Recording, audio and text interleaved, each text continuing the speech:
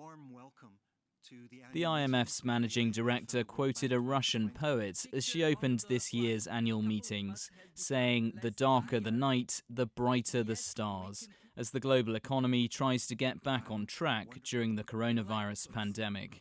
A durable economic recovery is only possible if we beat the pandemic, and we beat it everywhere.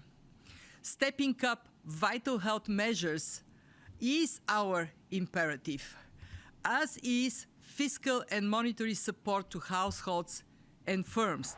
The IMF also released its latest World Economic Outlook this week, predicting global GDP will contract by 4.4% in 2020.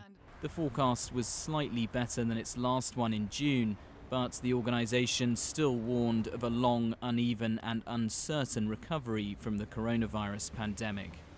These streets outside the IMF's headquarters here in Washington, D.C. would usually be packed with visitors, but due to the COVID-19 pandemic, this year's annual meetings are taking place virtually instead.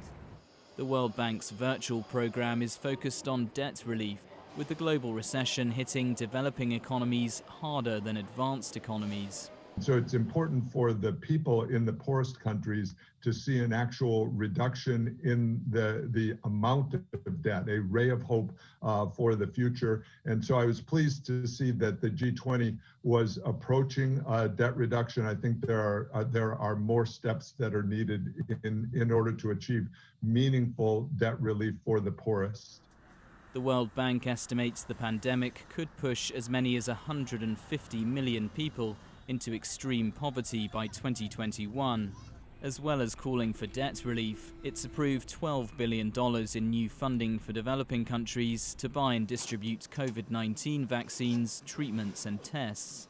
The IMF is forecasting global GDP will bounce back into growth next year, but much of that could be in advanced economies like the US. The organisation, though, says this crisis could also be an opportunity to build a more resilient and inclusive global economy for the future. Giles Gibson for CGTN in Washington.